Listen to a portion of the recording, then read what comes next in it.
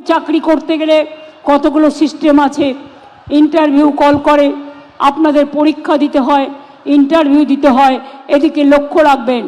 ভাইরা আমার, চিন্তা করার বা হতাশাগ্রস্ত হওয়ার কারণ নেই। একটা চায়ের দোকানে চা বিক্রি করলেও চা বিস্কুট ঘুগনি ইনকাম খারাপ হয় না, চাকরির থেকে বেশি টাকা পাওয়া যায়, মনে রাখবেন। দেখলেন, দিদিমণি বলছেন চা বিক্রি করতে, এ রাজ্যে চা বিক্রি করবে। তো দিদি, আপনি এবার কালীঘাটে যাই একবার চা বিক্রি করে দেখান না। ওই রচনা ফচরাকে নিয়ে কালীঘাটে যাই চা বিকুন, সাথে চপ রাখুন, সাথে সিঙ্গাড়া রাখুন, সাথে ঘুগনি রাখুন, মুড়ি রাখুন।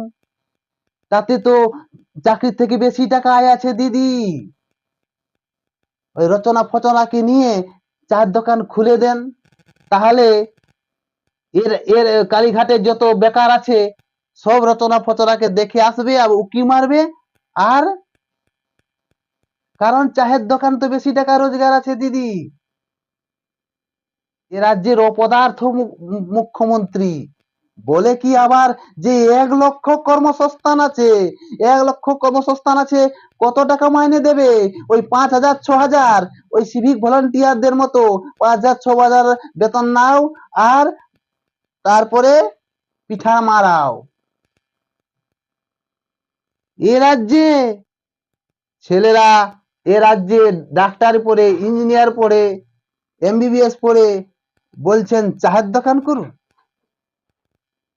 এই এ রাজ্যে মুখ্যমন্ত্রী বলছে চায়ের দোকান মধ্যে ওই যে বলছে যে 1,00,000 কর্মসংস্থান আছে, 1,00,000 কর্মসংস্থান আছে, 1,00,000 কর্মসংস্থান আছে। দিদির এবার পা চাটতে শুরু করে দে। রাজ্যে সংখ্যালঘুরাকে যখন করে দিয়েছে OBC এ, তখন সুপ্রিম কোর্টে বন্ধ হয়ে গেছে, বাতিল করেছে। তখন এ রাজ্যে এই দিদিমণি ভ্যাকেন্সি বন্ধ করে দিয়েছে। ওদিকে ওদিকে OBC কে ছাড়বে, তখন রাজ্যে ভ্যাকেন্সি বার হবে। নাহলে বলছে তো আমার সুপ্রিম কোর্টে তো কেস চলছে, কি করে চাকরি ছাড়বে। এদিকে 17% থেকে সংখ্যালঘুকে 17% থেকে 90% করে দিয়েছে, আর বাকি আদার কাস্টে গিলায় পিঠা মারাবে।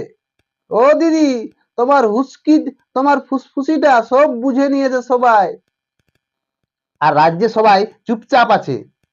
একজন একাই কুত্তার মতো ভুগতে থাকে। ওই যে কুণাল ঘোষ, ওই কুকুর রকম ভুগতে থাকে, ঘেউ ঘেউ ঘেউ ভুগতে থাকে। রাজ্যে সবাই দিদির উন্নয়ন দেখে সবাই চুপ আছে, আর ওই কুণাল ঘোষ ভুক ভুক ভুক ভুক করতে থাকে কুত্তার মতো। ওকে কুণাল ঘোষ না বলে কুলাঙ্গার ঘোষ বলাই ভালো ছিল। দিল্লি আম হলো বাই বাই, আর এই পশ্চিমবঙ্গের পাপ